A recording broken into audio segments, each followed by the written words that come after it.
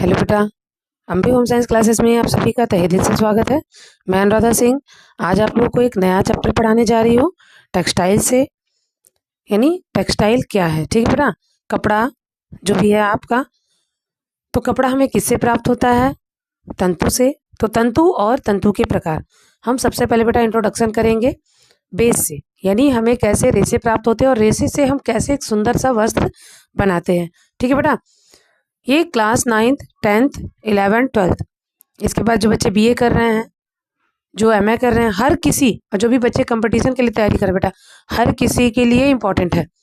ठीक है बेटा, तो थोड़ा सा इंट्रोडक्शन में बता देती हूँ आप लोगों को कि ये क्या है, कपड़ा क्या है बेटा। हम सब जानते हैं कि कपड़े से ही हमारी पहचान होती है। हम कपड़ा क्यों पहनते हैं? अपनी वस्त्र शरीर को ढकने के लिए, मौसम से बचने के लिए। ठीक है, इसके अलावा हम जो कपड़े पहनते हैं बेटा, वो अपने आप को समाज में एक सुंदर यानी पहचान देने के लिए भी हम वस्त्र का प्रयोग करते हैं। ठीक है बेटा, तो फाइबर से फैब्रिक तक, यानी कैसे फाइबर से फैब्रिक तक हम प्रोसेस करते हैं उसके बारे में आप लोग को बताऊंगी। तो आज मैं आप लोगों को बेटा अपने नोट से पढ़ाने जा रही हूँ। ठीक है, ये मेरे द्वारा बनाए गए नोट्स हैं। अब बच्चे एक बार ध्यान से देखिएगा। सबसे पहले वस्त्र विज्ञान, इसे हम टेक्सटाइल कहते हैं बेटा। वुमेन यानी मेंस एंड वुमेन फैब्रिक, ये दोनों के लिए होता है बेटा, चाहे वो पुरुष हो चाहे वो महिला हो। ठीक है, वस्त्र सभ्यता, संस्कृति एवं सामाजिकता का आधार है। वर्तमान समय में वस्त्र न केवल हमारी सभ्यता बल्कि प्रतिष्ठा, आराम और मनोवैज्ञानिक आवश्यकताएं बन गई है। ठीक है बेटा, टेक्सटाइल जो है ये एक लैटिन भाषा का शब्द है, ये सब नोट कर लीजिएगा। जो भी बच्चे तैयारी कर रहे हैं बेटा, एक बार आप लोग नोट कर लीजिएगा। टेक्सटाइल एक लैटिन भाषा का शब्द है।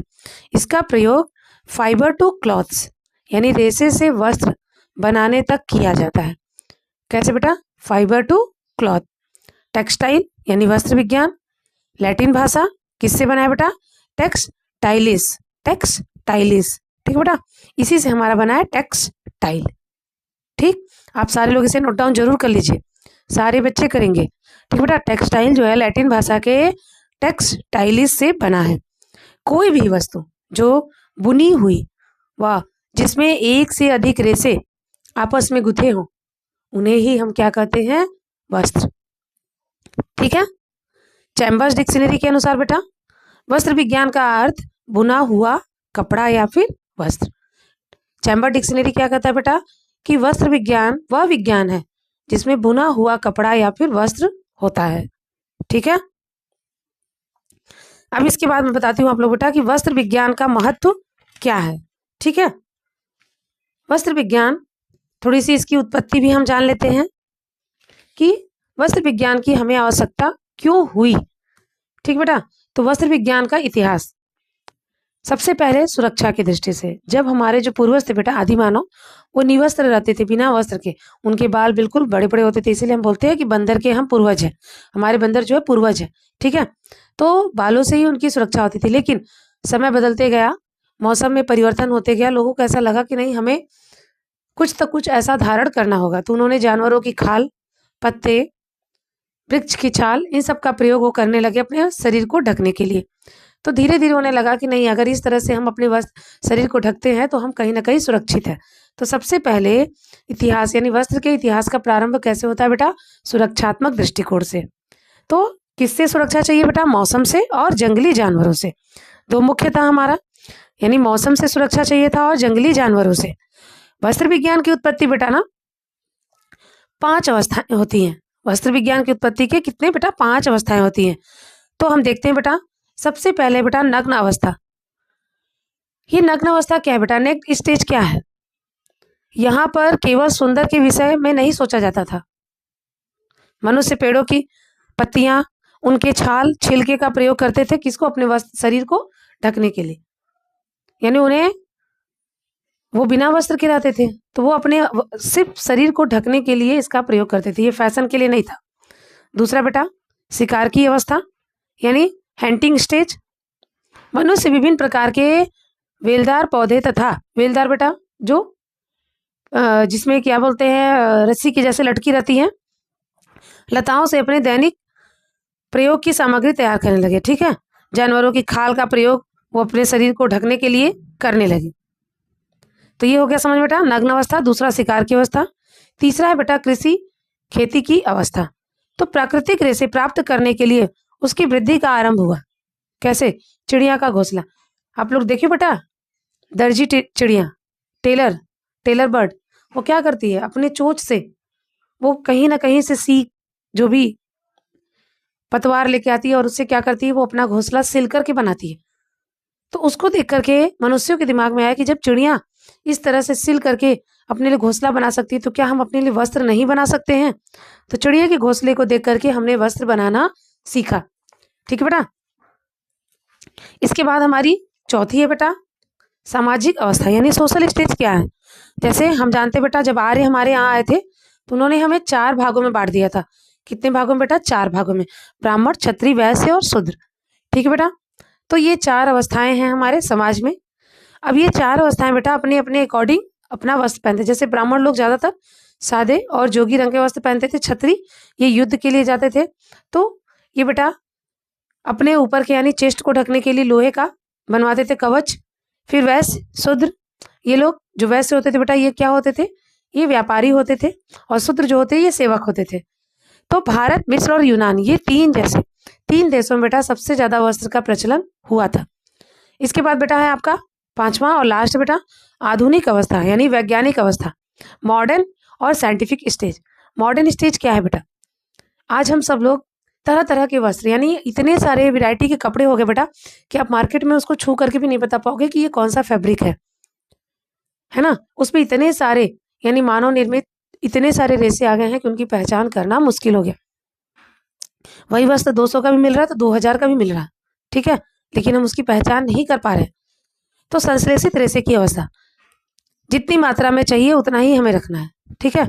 और रख रखाव में आसानी, जो कॉटन के कपड़े होते हैं बेटा जो प्योर फैब्रिक होते हैं, जो हमें वनस्पति से या फिर एनिमल से मिलते हैं ना, उन्हें हमें बहुत संभाल के रखना पड़ता है, उनकी सुरक्षा बहुत करनी पड़ती है। लेकिन जो संश्लेषित रेशे होते हैं बेटा उन्हें सुरक्षा करना कोई कठिन काम नहीं होता।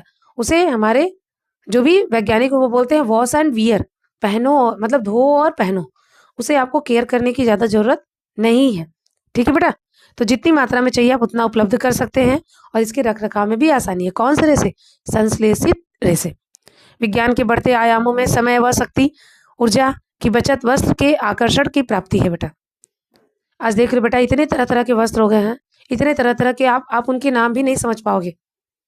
कुछ भी तैयार कर दो वो वस्त्र नए डिजाइन के हो गए, ठीक है। एक और इम्पॉर्टेंट चीज बेटा, एक और इम्पॉर्टेंट चीज है, ये सारा आप लोग नोट डाउन कर लीजिएगा। अगर आप लोग को ये नोट्स चाहिए होगा तो आप मुझे कमेंट करिएगा, मैं आप लोग को टेलीग्राम पे दे दूंगी, ठीक है बेटा। तो वस्त्रों के मूल सिद्धांत, ये बेटा आपके नेट के एग्जाम में और एलटी के एग्जाम में पूछने की संभावना है। तो वस्त्र के मूल कितने सिद्धांत है बेटा? 4, ठीक है।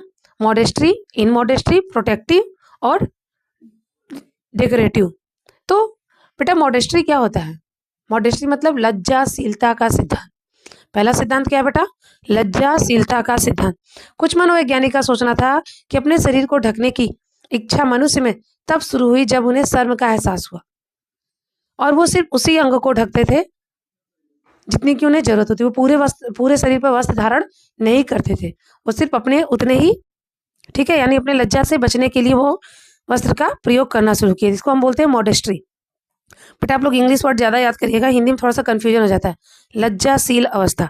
दूसरा बेटा इन मॉडेस्ट्री, अलज्जा, ठीक है, शील या फिर लज्जाहीन सिद्धांत। कुछ मनोवैज्ञानिक का सोचना था बेटा कि मॉडेस्ट्री शर्म का नतीजा नहीं बल्कि उसका कारण है। कपड़े पहनने से वह अपने शरीर को ढकता नहीं बल्कि उन अंगों को ढककर दूसरों को आकर्षित करता है। इसके लिए इस सिद्धांत को इन मॉडेस्ट्री कहते हैं। जैसे बेटा आजकल आप देखेंगे ऐसे ऐसे ड्रेस आ गए बेटा जो पहले, जो हमारे पूर्वज बहुत पहले किए थे, इन मॉडेस्ट्री वाले, वो लोग क्या करते थे, सिर्फ अपने 2 ही अंग को ज्यादा ढकते थे, है ना, ताकि लोग उनके तरफ आकर्षित हो। और आज देखो बेटा वही फैशन आ रहा है ना। लड़कियां इतनी मॉडर्न हो चुकी हैं, आप देख लो बेटा गोवा के बीच पे जाके देखो, ऐसे ऐसे वस्त्र पहन के लड़कियां घूमती है ना कि आपको लगेगा कि इससे अच्छा ये वस्त्र ही ना पहने, ठीक है। तो वो वहां पे कौन सा फॉलो होता है नियम, कौन सा सिद्धांत आता है बेटा? इन मॉडेस्ट्री। वो सिर्फ उन्हीं अंगों को ढकती है जिससे लोग उनके तरफ आकर्षित हो। तीसरा बेटा प्रोटेक्शन थ्योरी यानी सुरक्षात्मक सिद्धांत। वैज्ञानिकों का मानना है बेटा कि मनुष्य यह सोचता था कि हम अपने शरीर को ढके अपने शरीर की सुरक्षा के लिए, हम वस्त्र पहनेंगे, ठीक है। तो यानी सुरक्षात्मक की दृष्टि से। तीसरा सिद्धांत क्या है बेटा? सुरक्षात्मक दृष्टि। और चौथा लास्ट सिद्धांत बेटा सजावट सिद्धांत। यानी ऐसा माना जाता है बेटा कि सजने संवरने के लिए हम वस्त्रों का प्रयोग करते हैं। आप भी देखते बेटा, भारतीय नारी कितनी भी चाहे जैसी भी हो बेटा, वो सूट पहने उसका लुक अलग दिखता है, लेकिन अगर वो साड़ी पहन लेती है तो उसकी सुंदरता में चार चांद लग जाता है। तो कहीं ना कहीं हम अपने वस्त्रों से अपनी सुंदरता को परिवर्तित कर देते हैं। आप किसी के भी वस्त्र को देख करके ये जान जाते हो बेटा कि ये व्यक्ति कहाँ का है, किस जगह का है ना। तो उसकी पहनावे से उसकी सुंदरता के साथ साथ उसकी पहचान भी हमें समझ में आ जाती है। तो ये सिद्धांत समझ में आ गया बेटा सबको? चलिए अब मैं आप लोग को बताऊंगी कि किस प्रकार से हमने वर्गीकरण किया है, ठीक है बेटा। तो सबसे पहले देखिए बेटा, कैसे प्रारंभ होता है बेटा, कैसे प्रारंभ होता है रेशा। रेशा यानी फाइबर। ये बेटा टीजीटी 2021 में पूछा था कि वस्त्र की सबसे लघुत्तम इकाई क्या है, तो रेशा और तंतु वहां दोनों दिया था, लेकिन इंग्लिश वर्जन में एक में फाइबर था और एक में आपका क्लॉथ था, फाइबर और फैब्रिक था, ठीक है बेटा। तो रेशा, रेशा मतलब फाइबर, दोनों आप हिंदी और अंग्रेजी दोनों जानिए। फिर सूत, इसी से धागा यानी सूत या फिर धागा, इसको हम यार्न बोलते हैं बेटा। फिर फैब्रिक यानी कपड़ा। फिर इसके बाद पहनने योग्य यानी गारमेंट्स हम तैयार करते हैं, ठीक है। क्या तैयार करते हैं बेटा? पहनने योग्य कपड़ा। अब देखिए बेटा रेशों का वर्गीकरण। रेशों का वर्गीकरण बेटा हम दो भागों में करते हैं ना, दो प्रकार से करते हैं, एक लंबाई के आधार पर, दूसरा हम करते हैं प्राप्ति के आधार पर, ठीक है बेटा। पहला क्या रहेगा हमारा? लंबाई के आधार पर। तो लेंथ वाइज कैसे करेंगे हम बेटा? हमारे वस्त्र आप देखते हैं रेशे दो प्रकार के होते हैं, एक तो दीर्घकार होता है, एक सूक्ष्म होता है। दीर्घ मतलब बेटा लंबा, जिसे हम फिलामेंट बोलते हैं, इसे हम टो भी बोलते हैं। जैसे लिनन, लिनन के लंबे रेशे को हम टो बोलते हैं, ठीक है। तो जो दीर्घ, यहाँ भी प्रश्न बना था बेटा, जो दीर्घ होता है बेटा उसको हम फिलामेंट बोलते हैं, इसे हम टो भी बोलते हैं, दीर्घाकार भी बोलते हैं। और स्टेपल यानी लघु आकार, छोटे रेशे, सिल्क को छेड़ कर बताए। जो सिल्क है बेटा, प्राकृतिक रेशों में जो सिल्क है, जो हमें बॉम्बेक्स मोरी कीड़े से प्राप्त होता है, उसको छोड़ करके हमारे जितने रेशे हैं वो सब स्टेपल के अंतर्गत आते हैं। इनकी लंबाई बेटा आधे इंच से 15 इंच तक होती है। कितना बेटा? आधे इंच से 15 इंच तक होती है। अब इसमें भी दो होते हैं बेटा, एक रेसी और बहुरेसी, मोनो फिलामेंट और मल्टी फिलामेंट। इसमें मोनो में क्या होता है बेटा? एक ही प्रकार के लंबे रेसे होते हैं, और मल्टी में बेटा विभिन्न प्रकार के जो लंबे रेसे होते हैं उनको तैयार किया जाता है। इसे हम बोलते हैं बहुरेसी। बहुरेसी मतलब कई सारे रेसे मिला करके बनाए जाते हैं। एक रेसी मतलब सिर्फ एक ही रेसे से, ठीक है। प्राप्ति के आधार पर बेटा प्राकृतिक और कृत्रिम, यही अभी हम देखेंगे कि प्राकृतिक के आधार पर हम रेसों को कैसे प्राप्त करते हैं। ये बहुत ही इंपॉर्टेंट है बेटा, आप बच्चे भी इसको अच्छे से तैयार कर लीजिएगा, ऐसे आपको ना बेटा थोड़ा सा समझने में आसानी होती है। चलिए मैं आपके बुक से दिखा देती हूँ बेटा।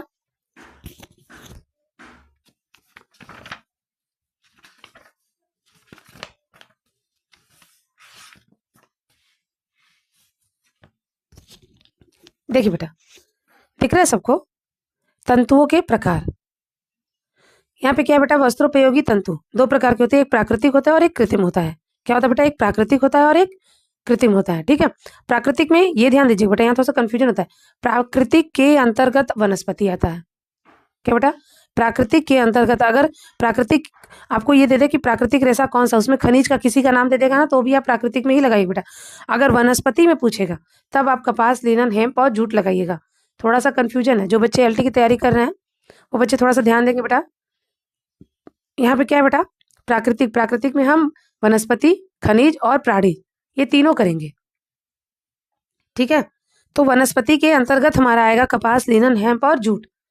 लेकिन प्राकृतिक में खनिज भी पूछ सकता है, प्राणी जगत भी पूछ सकता है, तो ये सारे प्राकृतिक में आएंगे।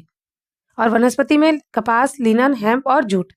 खनिज में बेटा खनिज दो प्रकार के होते हैं, एक धात्विक और एक अधात्विक, यानी सोना, चांदी आपके धात्विक में हो गए, और अधात्विक बेटा एस्बेस्टॉस। क्या बेटा? एस्बेस्टॉस। प्राणीज में रेशम और ऊन, प्राणीज में बेटा रेशम और ऊन, ठीक है। अब देखेंगे बेटा हम कृत्रिम। कृत्रिम रेशे जो हमारे होते हैं दो प्रकार के होते हैं, एक रासायनिक विधि द्वारा निर्मित और एक यांत्रिक विधि द्वारा।